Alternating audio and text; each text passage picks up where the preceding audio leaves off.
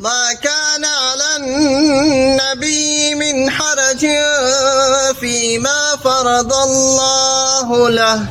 سنة الله في الذين خلوا من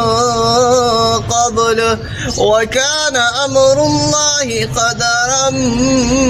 مقدورا الذين يبلغون رسالات الله ويخشونه ولا يخشون أحدا إلا الله وكفى بالله حسيبا ما كان محمد أبا أحد من رجالكم ولكن رسول الله وخاتم